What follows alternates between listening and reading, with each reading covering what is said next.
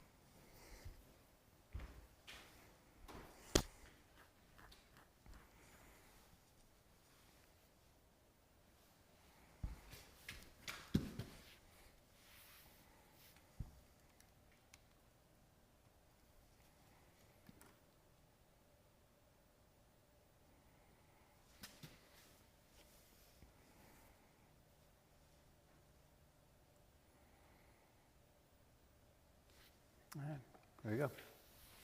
Let's do it. Check, check, check. 1, 2, 1, 2. Hey, hey, 1, 2, 1, 2.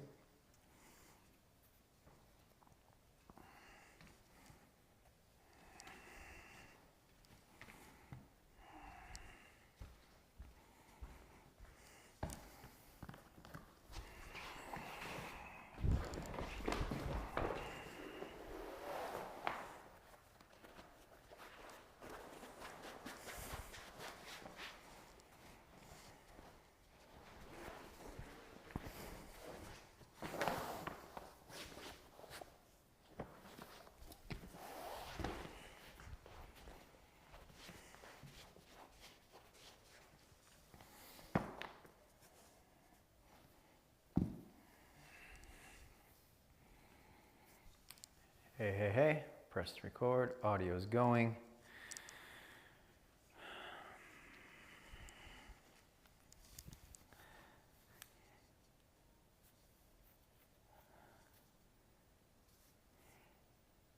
Hey, and welcome back to your anatomy training. Let's get into pronation and supination now. We're gonna practice how to strengthen these muscles, the two pronators and the two supinators. So what are they? Just to review, the two pronators are the pronator quadratus and the pronator teres.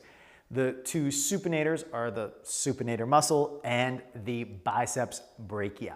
So what I have here is a block, a strap, rolled up yoga mat, and off to the side I've got what could be a broom, a hockey stick, anything that's kind of a little bit weighted would be good. Like a wooden broom has a little bit of weight to it, so that's nice, or a mop or anything like that, and I'll explain why in a moment when we get to that drill. So what we're gonna do is start without the props, so leave them aside, and simply do a little understanding. If you place your left hand underneath your elbow and your palm out in front, and then you turn your palm down, this is called pronation. And what a lot of people do is, while you have a hand on the elbow, is a lot of people will wing the elbow out to turn the palm down. So it's actually, that would be a abduction of the arm at the shoulder joint that most people are doing. And we want to just pronate at the wrist. And then the other thing that people do is they'll kind of flex at the wrist like this. So you'll see like kind of a cocked wrist. And we want to just have the wrist fixed as if it was in a wrist brace almost. And you just want to rotate only at the radial ulnar joint. Now for me, when I do this, I really can't get, on my right side especially, my forearm to pronate so much that the two bones, the radius and the ulnar, would be laying flat. So this would be like the maximum, which is not very much rotation. On the left side, I have a little more available rotation, almost there. And you can try it yourself. So just acknowledge how much pronation versus supination. Supination, I have no problem. It goes all the way up, palm faces up, no big deal. Some of you might have excessive amounts, like where you can really turn the palm fully down. Just make sure that when you're doing this exercise of just pronation and supination, that you're not moving the arm bone, okay? We really want to differentiate the shoulder movement from the radial ulnar joint. We also want to differentiate the flexion and extension of the wrist. So it's just the pronation and supination of the forearm. So now once you kind of have an understanding of what your available pronation is, now we're going to put a little bit of weight into that. But before we really get to the nitty-gritty of these exercises, what I like to do is revisit the bicep curls that we did for the elbow joint for flexion. But now we really want to focus on biceps brachii and how you can really strengthen biceps brachii. Besides, we did two things. We did flexion of the elbow. We also did flexion of the shoulder to strengthen the biceps brachii. But the biceps brachii does one other thing, and that is to supinate the forearm. So one thing you can do in your bicep curls, I'm using a block, and you can use a block too, but if you have a weight of 3 to 5 to 10 pounds, that's also really good. And what you can do is you can start with pronation at rest, but shoulder externally rotated. So head of the humerus facing forward. And then as you do the bicep curl, you supinate and you try to bring your pinky side of the hand towards the outer edge of the shoulder there. So you supinate as you go. Now, it's really easy to roll the shoulder forward here to try to do the action. Oh, pinky to outer shoulder, so shoulder goes forward. And that wouldn't be strengthening the biceps. That would just be allowing the shoulder to roll forward. So we want to keep the shoulder fixed, but bring the pinky side of your hand towards the outer shoulder. And I could feel, even if I didn't know weight, just the action of trying to get the palm to supinate so much that the pinky would touch my outer shoulder, that really gets the bicep brachii active. Okay, so the weight is almost not important, but a little weight is good. So again, you just externally rotate the upper arm bone and shoulder goes back, hold it there. And then as you're doing the bicep curl, again, it's not about bending at the wrist. A lot of people will bend the wrist and try to pinky by bending the wrist. You want to flex at the elbow as much as you can and supinate at the forearm as much as you can without bending at the fingers or the wrist, okay? And without rolling the shoulder forward. And if you do those actions, you're going to really feel biceps brachii really activate. Okay, so it's just a little bit of twist from the other bicep curls we did.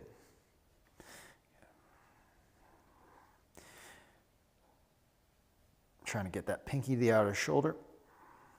You can think of even try to get the outer wrist. Forget about the pinky, because that might cause you to flex. Go outer wrist here to the outer shoulder. Okay. Now, I remember I was once learning, a friend of mine, she's Indian, and she was teaching us Indian dances, and she was just kind of joking with us, but there was one where she was saying screw in the light bulb. So the screw in the light bulb, back and forth, is pronation supination.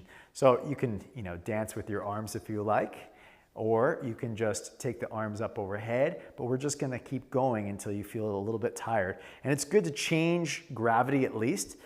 So this way versus this way is going to feel different, even if you take your hands down by your sides or back behind you. It's a little bit harder, or you start getting a little bit proprioceptively confused. Up overhead, and you just go until you feel some heat in the pronators and supinators. And you can watch the bicep starts to engage every time you supinate. Pronation, you're going to feel this muscle, the pronator teres here, might pop out a little bit when you move the thumb forward, right? And you can actually focus more on thumbs forward versus pinkies back, or you can go pinkies back more than thumbs forward, but that's really going to get you stronger in those two actions, the little flashlights, or I guess not flashlights, screw in the light bulbs. Okay, now, once we've done that, we're gonna take the next step and take a strap and place it around the skin of your forearm. You're gonna go fairly tight, and I'm gonna do it with strap it up like middle of the forearm here, and we're gonna tighten the skin. So now I'm gonna hold this tight, and whichever direction I'm pulling, if I'm pulling down like this, then I'm going to try to supinate up like this. Okay, so nice and tight, and I'm going to work against the tension. So I'm pulling the skin down and around while the palm is trying to go up against that, okay?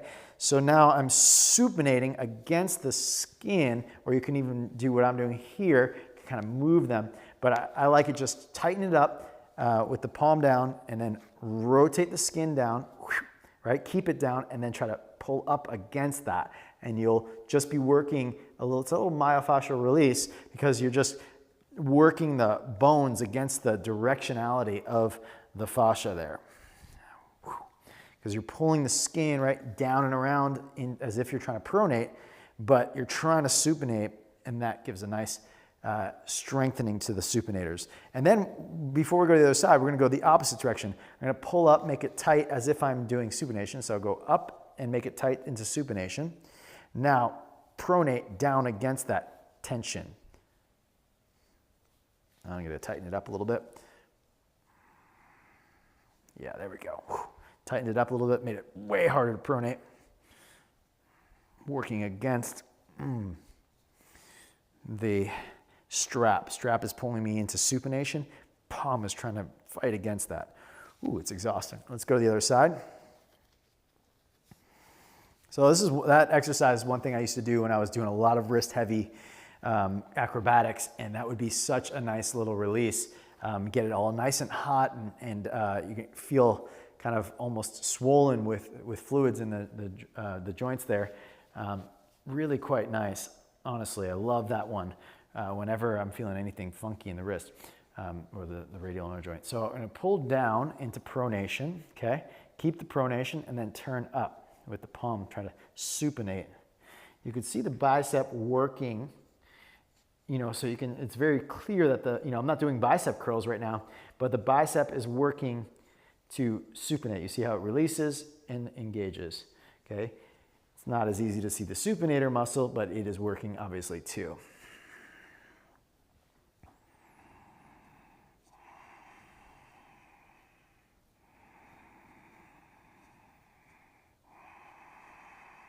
Okay, then pull up the other direction. So you supinate the palm and pull up and over, and then try to pronate, and it's gonna have to tighten because this direction for the strap will sometimes loosen it.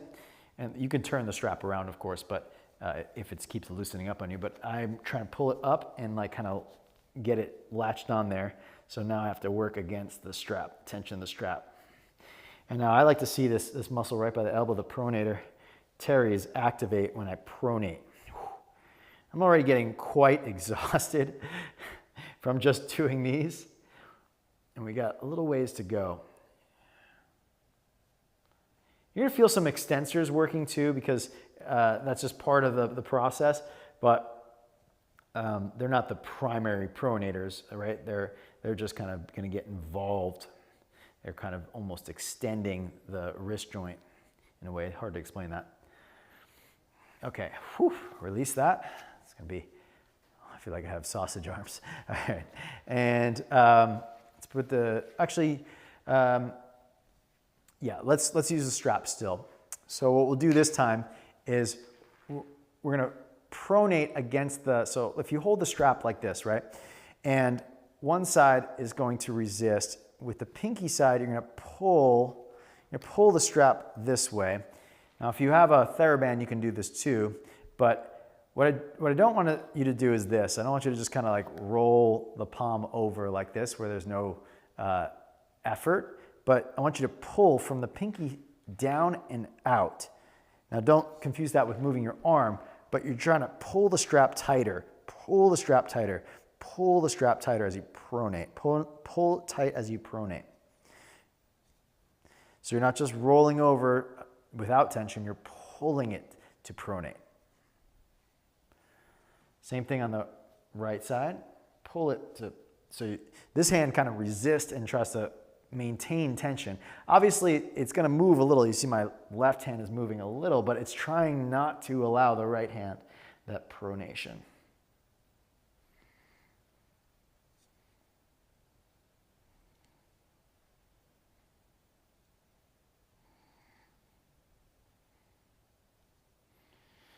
Okay, now we do supination.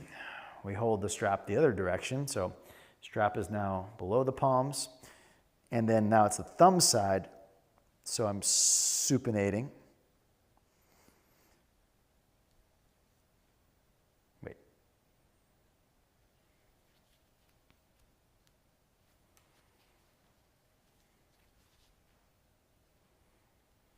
That's pronation, no, supination, okay. So now the opposite, to work the supinators, we have the palms face down, then grab the strap, and then you're gonna supinate by pulling the thumb outward and rolling the palm of the face up, okay?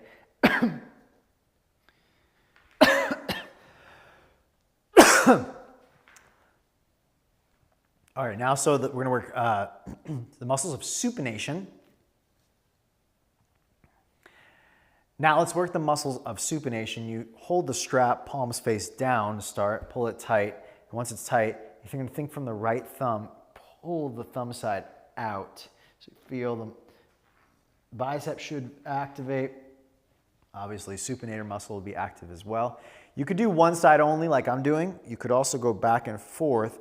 But what happens when you start going back and forth is kind of get loosey-goosey. You have to really focus on, the strap maintaining tension.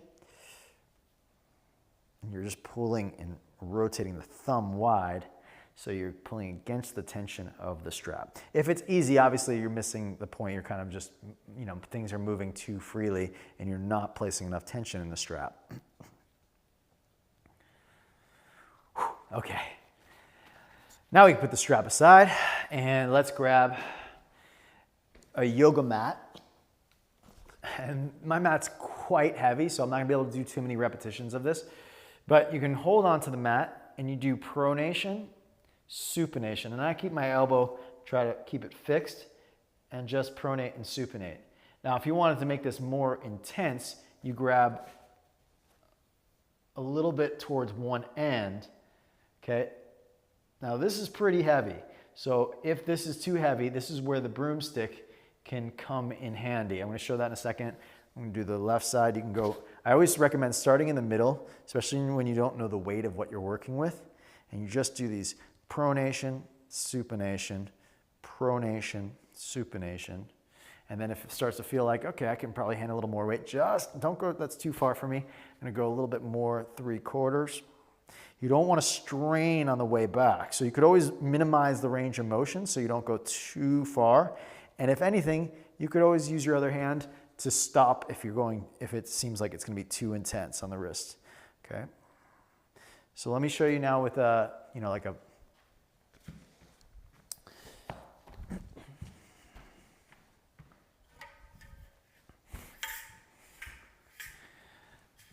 this is, imagine this is not a broomstick, but if you have a broomstick, you can go like this. Now, a broomstick, the only difference is you got a heavier weight on one side. So right at the center is probably an easeful point. As it gets a little bit easier, you can go further. Now, I don't have a broom on the end of this, so it's actually fairly light for me. So I could probably go all the way, and it's infinitely different here than it is in the middle. Okay, so I can really feel, and I love the strength that it provides or requires, and it feels in control, but really still giving me a lot of opportunity to strengthen.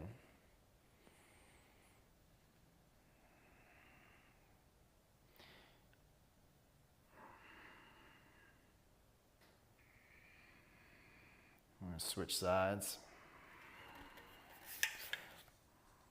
And again, just the yoga mat is fine, or just the broom, but I like doing different. You could do it with a block, you can do it with a rolled up yoga mat, you can do it with a broom. I do it with a hockey stick quite often, but any kind of pole of sorts and changing where you hold it. Now I did notice one thing just now as I was going, that there was kind of a weak point, like somewhere around here I was losing control. So I'm trying to just go a little bit slower in that point to feel if I can control the movement.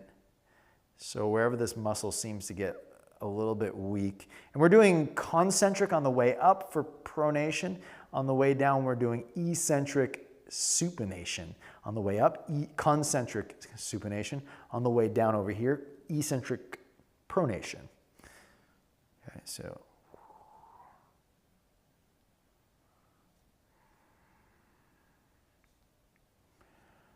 Okay. Now let's get into, put the strap aside, or sorry.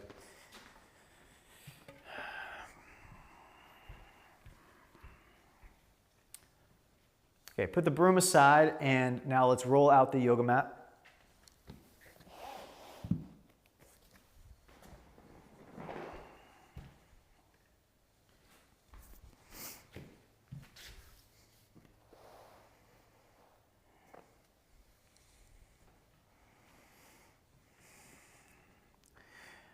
Okay, some of the more challenging things to do is activate the pronators in a posture like Warrior 2 and Downward Facing Dog 2. I want to go over with you. We don't have to get into the legs of Warrior 2 to really learn about this. So let's just first start with arms out by the side. And we want to make sure we understand the difference between external rotation of the humerus, internal rotation of the humerus versus external rotation and supination and pronation, or internal pronation, supination. So pronation, supination. So when you're in Warrior 2, more often than not, most teachers will cue you to externally rotate the arms, but then we want to pronate the palms face down again. So what I do is, like in Warrior 2, I kind of give you everything I do with my arms. Well, first thing, I externally rotate the arms, and then I make isometric contraction of my biceps, which we went into the last video. So I like, as if I'm holding weights, okay? Then I pronate the forearms while keeping the biceps isometrically engaged. Now the biceps are supinator muscles, so it'll be more challenging. If the biceps are engaged, it'll be more challenging to pronate against the biceps engaging, which I think is great. You work those muscles against one another, get them stronger. So again, external rotation of the arms, and then I bring the arms up, right? I keep the external rotation, I activate the biceps isometrically, like I'm trying to bend the elbows. Then I keep that and pronate the forearms face down against the bicep contraction. And another thing, I'm working against the rotation. So the upper arm bone's externally rotating, which would naturally lead me to supinate, but I'm working the pronators against the external rotators of my shoulders. So my shoulders are working external rotation, and the pronators are working against that, getting stronger and stronger. So now that you have the arms down, let's go into Warrior 2. So you take the right leg, bend it out to the side, arms out to the side. I suggest starting with external rotation of the arms and then trying to fix the shoulders so they don't move. Then make like you're holding, big weights, activate your biceps. Keep rotating the arms outward and then turn the forearm downward. And if you're like me, your palms may not be able to go fully flat without rotating the shoulders. So I would honor the shoulders versus flatness of the palms. So I would go external rotation, activate the biceps, and then pronate to the extent that I can without cocking the wrist or without rolling the shoulders inward. Okay, this is a nice, real strong activation. It feels real solid in between the shoulders and the forearms and the biceps and everything, elbows. So let's go the other direction. Bend the left knee. You can start either, here, or you can go external rotation, lift up, activate the biceps, pronate the forearms. And now I have my biceps active, and that pronation, I can really feel the pronator teres, which really feels nice and supportive with the biceps contraction going on. So my elbow joint feels really solid and strong here, even though it's not fully straight or extended. It's slightly microbent, but not microbent in a relaxed way, microbent in a contracted way, which feels really solid. I think is a great way to hold the arms in Warrior 2. It's a good opportunity to strengthen both the biceps and the pronator muscles. Okay, come on out. Now that we understand that, we want to be able to apply that same action in downward facing dog. External rotation of the arms, pronation of the forearms. The major difference now is that in downward facing dog, our arms are overhead. So external rotation of the arm bones, the biceps are going to roll to the front of the mat, and that's going to turn the palms up, but then you're going to pronate against that. The more you pronate, the more the upper arm's going to kind of roll in. So we're going to roll the upper arm bones outward, external. Remember, that's going to be the biceps face behind us or towards the front of our mat, while simultaneously pronating the palms face down.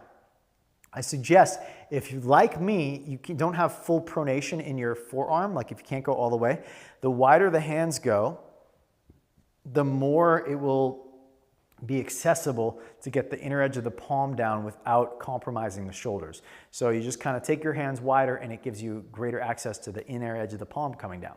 All right, so I'm going to show you from the front angle.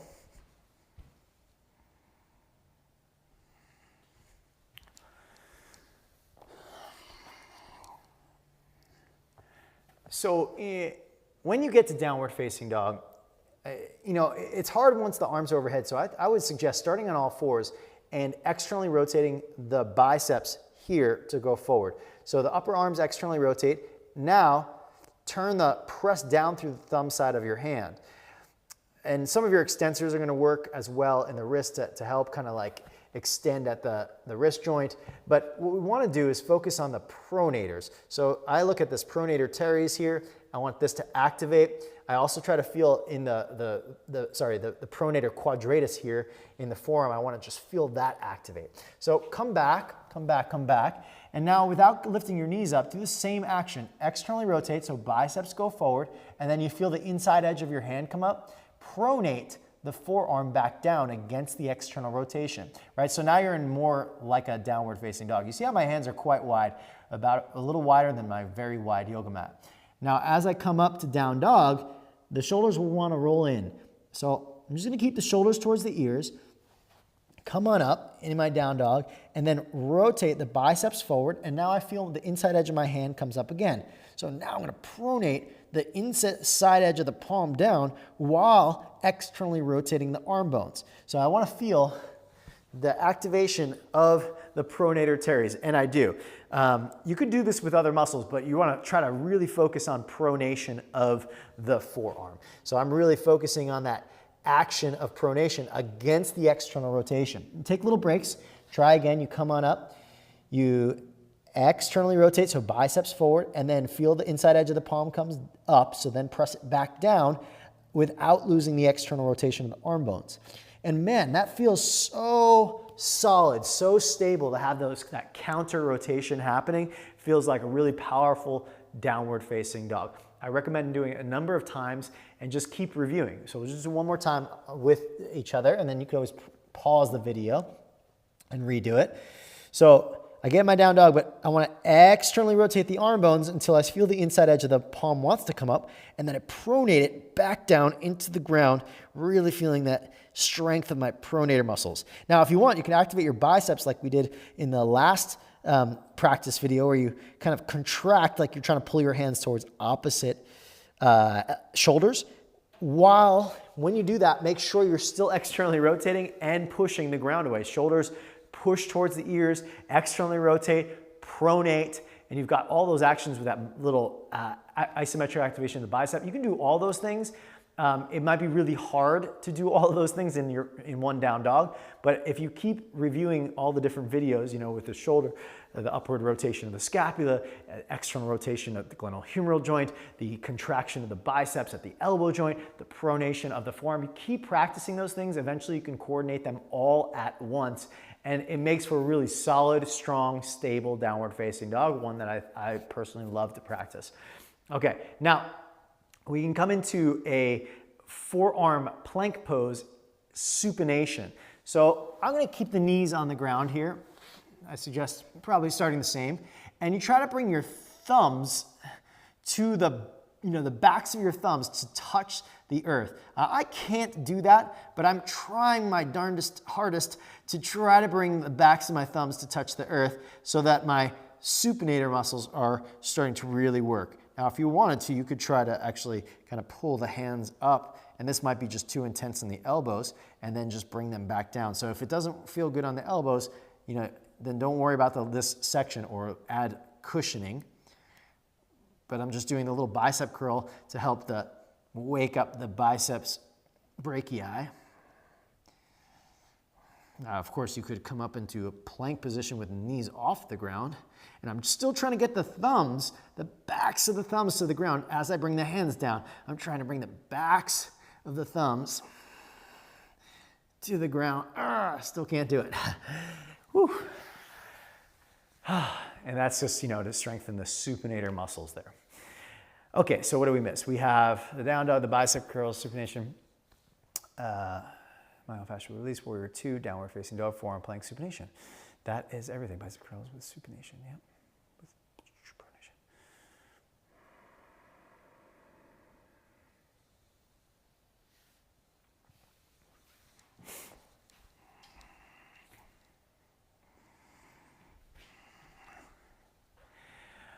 Okay, so now you probably are feeling quite amount of warmth and maybe even a feeling of swelling in the forearm muscles. But a lot of people don't really work these muscles regularly. So this is a great workout to come back to and really strengthen the health of the radial ulnar joint and the muscles that surround the forearm. Because certainly, even though you're working just these four muscles, the supinator, the pronator teres, the biceps brachii, and then the pronator quadratus, there's four muscles, but also the other muscles are going to be participating undoubtedly in the process. You know, the extensors and the flexors of the wrist might also be involved, okay? So really great to get the health of the forearms kind of up to par, I would say, with the rest of the body. This is a great video to review and to come back to again and again.